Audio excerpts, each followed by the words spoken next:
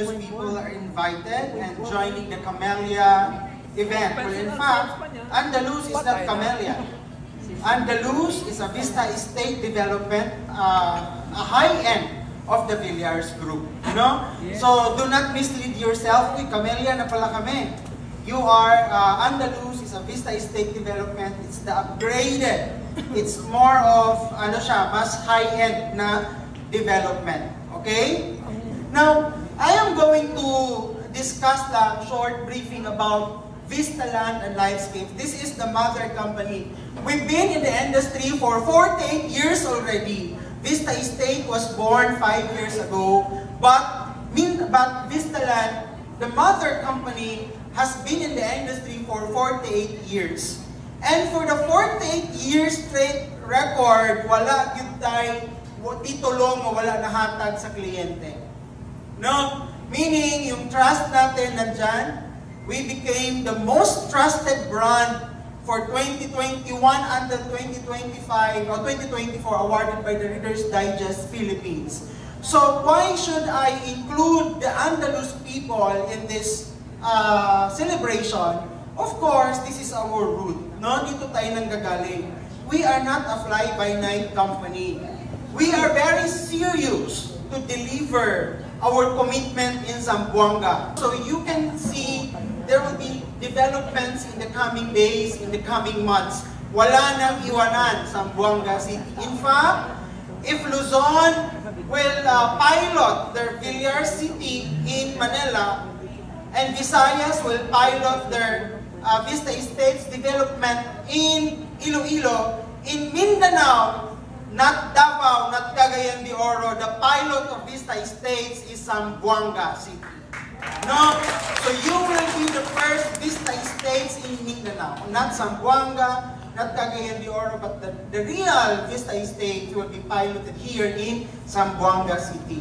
So Vista Land has been in the industry for more than 48 years already with the first company named Brand Camellia. And Vista Estate is now at its 5 years already. No? So, next slide please.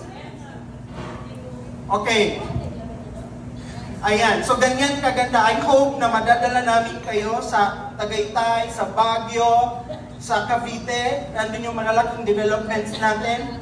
So, Vista Land is the Philippines' largest home builder.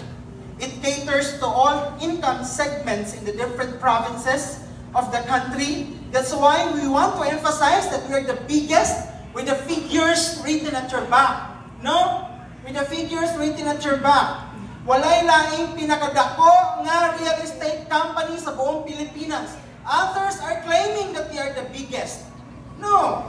They are misleading. The real and the biggest housing developer in the country is none other than the Villars Group, the Vista Land. We are back in the industry now, especially that we are strengthening our condominium. We have condominium in Osamis, the Amala condominium. We will be putting up again a condominium in Pagadian. And soon after our development of the phase 3 here in Zamboanga, early next year there will be the first condominium in Vista Land there in Buwalan. No? So, a lot of developments are coming. Next slide. This is the chairman of the company, the first trillionaire in the Philippines, number 19 worldwide in the richest businessman, Manny Villar, the chairman of Vista Land and Lifescapes Incorporated. Alright, so Vista Estates aspire for the amazing. Vista Land and Lifescapes is an incorporated collection of prime master plan communities, offers unique, premium, and sustainable lifescapes that provide communities of which are apart with limitless growth opportunities. Next slide. Ayan, no? So yan yung sample namin sa, sa Cagayan de Oro. Okay? So our cornerstone, sustainability, innovative, lifestyle-driven, it should be world-class. We bring home the best in the world for people to enjoy and experience. And of course, prime for growth. We commit to deliver excellent long-term growth for our clients' wise investment. Next slide. So what are lifescapes? A portmanteau of the words life and landscape. Lifescapes are extraordinary living, recreational, and commercial spaces, specially designed to fit a modern lifestyle that enriches one's overall well-being in the world where people subject themselves to humdrum routines in pursuit of their passions and aspirations.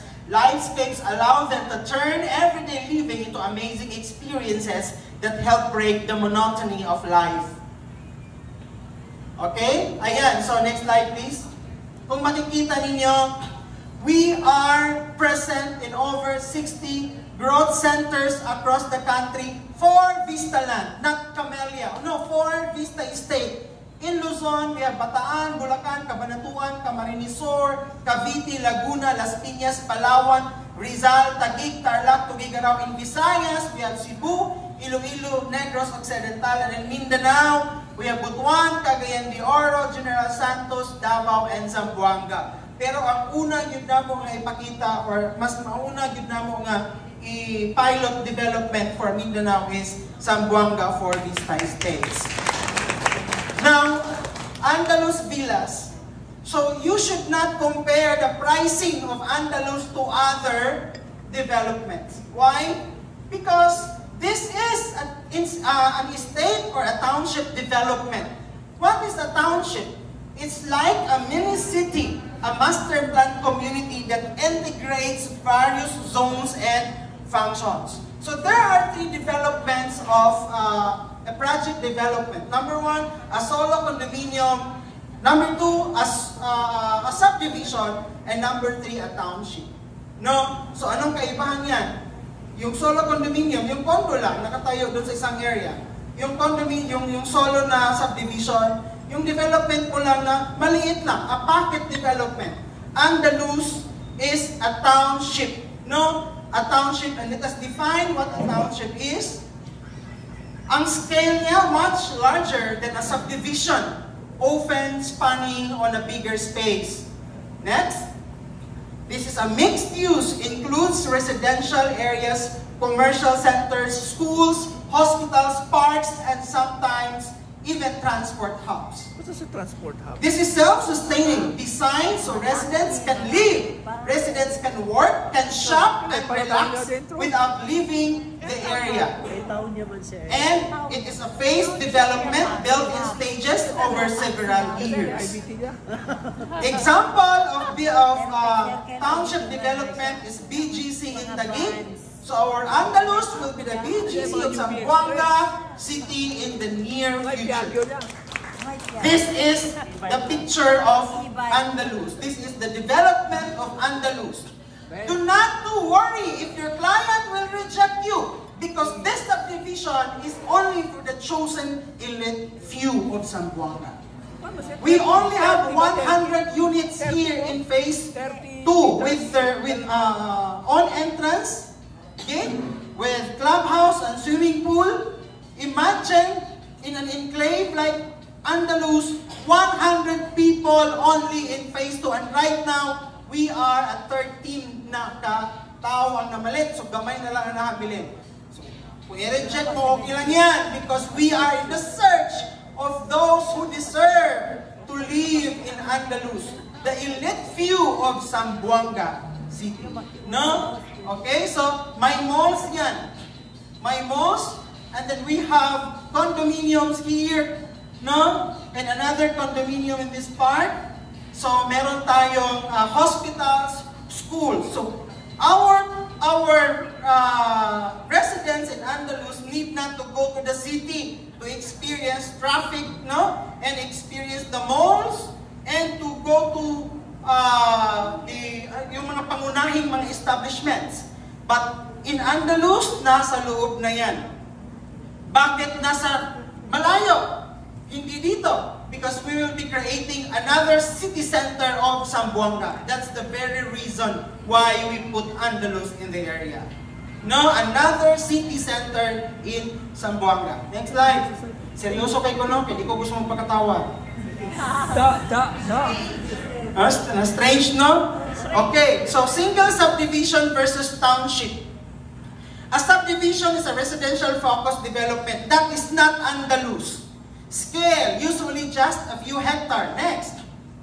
Purpose ng subdivision, primarily for housing. Either single detached homes, townhouses, or condo. That is not Andalus. Limited amenities may include a clubhouse, playground, a small park, but not much beyond that. That is not Andalus. In zoning, for a subdivision, mostly residential with little to no commercial or institutional components. And an example of this are small subdivision. So, do not ever compare the price of Andalus to the price of other developers. No? Especially if they are not promising a township development. Alright? So, still, ang Andalus has the best price advantage of a township development.